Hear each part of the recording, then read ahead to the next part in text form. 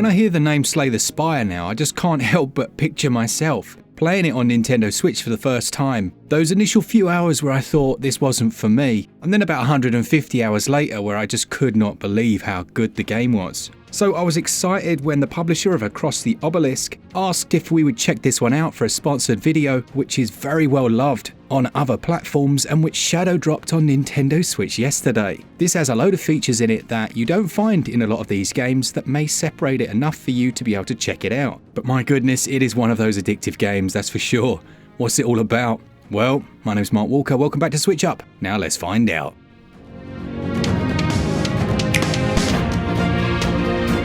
So at the face of it, we have a roguelite deck builder. Yep, we've seen those time and time again. However, straight away, this one features a cooperative multiplayer if you want to do that with online servers. It means you can join your mates, or randos, and play the game cooperatively together. But what exactly are you going to be playing? Well, the storyline follows the princess who's disappeared from her room, and when the initial search turns up nothing, the king sets out a decree to reward any adventurers that will go off in search of her. Now, the disappearance of the princess and the court magician aren't the only unusual events in Zenithia. There are also the titular obelisks, which throughout your adventure the player will not only encounter but also learn all about. So onto this gameplay then, and well, this is where the addiction begins. Initially, you have to create your party from 4 different members. The party members are split by class, so you may have mages, scouts, warriors, healers, and the DLC classes as well. These are unique characters that can be seen down the bottom. As with many other roguelites, you have to traverse across a map, making a series of choices that even in themselves come with their own choices. But first things first, you have your town. Now this is assuming you've gone for the story mode. You've also got the Obelisk challenge, which is a full-on randomized roguelite mode, as well as a weekly challenge mode. Now the town area has many different sections. It's also where you can claim rewards from previous runs. Yep, there is some good meta progression here. When you die, you gain a load of different currency, and you can actually let this stack and then take up to 3 lots into a single run. Within this location, there's a place to craft your own cards. There's the classic area, the church, where you can actually remove cards from your deck. Why might you want to remove cards?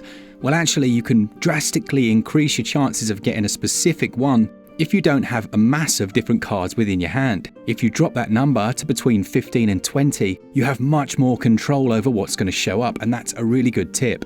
But there's also an altar here where you can actually upgrade the ones you currently possess. What's quite cool is there's 2 separate paths. One may improve the statistics slightly higher, but mean that it's only usable once per turn. You can also pay for divination or visit the armory to buy specific equipment for heroes, and this is very important. Now each hero can carry 4 different items. It's very easy to choose the wrong ones for the wrong hero. The hunter is particularly good at causing bleed damage, so obviously focusing on that means you'll do far more damage in that area. Items give a great amount of control over your deck, and early on in the game, they proved vital for getting further than the first boss. So then, feeling slightly trepidatious, you head out into the first area, and you're greeted with 3 different choices. Now each of those has their own little storylines attached. The first that I undertook featured 3 wolves and a little piggy, only the pig was some kind of priest, and the wolves were a little more savage than the ones I remember. Now if you ever read a Choose Your Own Adventure book, you'll know the type of narration and dialogue that goes along with some of these events. Depending also on the characters that you've got, you'll have unique dialogue choices. Some of the options will require a dice roll that's taking place behind the scenes, but regardless, eventually you're going to end up in combat.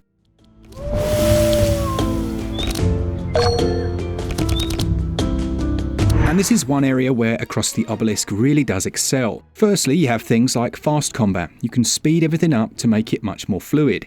Secondly, the Switch version has touch controls. That might seem an absolute no-brainer, but the amount of times we've seen deck builders release without that basic functionality. Here it means you can either double tap to use a card or swipe the card out. Now, if you'd rather play on the big screen as I did for most of this footage, thankfully they've made the cursor lock to the most important elements, but you can use the right analog stick to move it more nuanced and freely. Now, each of your heroes has their own deck of cards. These will be unique to them and their skill set, and initially it can feel a little bit overwhelming. I would strongly suggest your first few runs, you just play around, see what things do, see what works well together, start to get an idea of the synergies.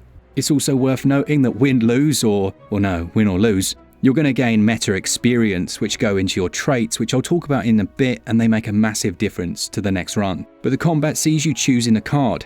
Now the cards have a number in the corner, very familiar stuff. This is related to your energy, which once depleted means you can no longer do any attacks and you need to pass on to the next person. What is slightly different to some of these deck builders is that you can store up that energy, and in fact it's designed so that you're looking ahead and sometimes conserving it so that you can do an all-out attack on the next move or use some of the higher energy cost cards together. There are a number of skills which allow you to see what the enemy is going to do next. This is another way you can mitigate the RNG factor. Once you're victorious, you are given rewards after each and every fight. It may be a new card, or you can forego that in exchange for some crystals, which again, if you don't want your deck to get too bloated, might be a good idea. But those titular obelisks also introduce something called corruption.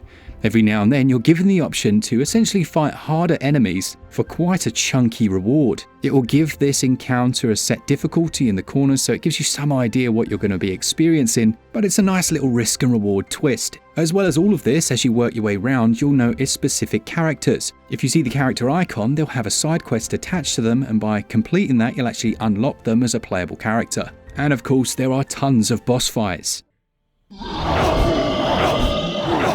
What you'll find is, as I say, the first few runs you will feel quite weak, but after death you're given those trait points. Now these are essentially skill points that you can apply to each character, but they make a massive permanent difference to their overall abilities. Things like being able to attack with twice the force or heal with twice the amount of potency. They come on thick and fast, and you go from run to run feeling like you are leapfrogging in terms of strength, which combined with the right deck of cards and as you begin to learn the good synergies, it meant that I was much less frustrated in terms of that randomness feel that you can very often get with these games. That's not to say it completely avoids it, and in fact for the first 2 or 3 runs it's particularly evident, but it also does a few nice things, like when you lose, you don't just go back to the beginning. It actually says, hey, do you know what? You could try a different strategy there. Why don't you try again? And you can actually retry any of the fights. That's great because we all know that sometimes we make silly mistakes, and being able to go and try a different strategy without having to restart the game was really pleasant. It didn't help me on one of the bosses I got to, but it certainly did a few times before that. Now I do want to mention a few things about the co-op mode. There are actually some really cool aspects. For example, if one of you own the DLC, then all of your mates can actually experience that. That's a really nice little touch. It's also a game that's had a lot of content added over the years, and one which may initially feel a little overwhelming. After a day or two, all of its little nuances will make sense to you, and that online mode has a feeling of old school D&D. Feels almost like a tabletop board game experience with your mates. Now as I say, the controls do allow touchscreen, or you can play using a controller, so that's very handy. The character designs are quite nice. The visuals have a certain board game-esque style to them, with some of that inverse kinematic puppet style animation in the combat. What I will say is there's a good variety of different monsters to fight, and the playable characters have very cool designs. I also didn't experience any crashes, so that's definitely something to look out for. And it has a cracking soundtrack. In fact, it evokes memories of a few other soundtracks that I've heard. There was a bit of Moonlighter in there in terms of its stylings, which is a very high compliment, and it certainly fits in with the theme of the game.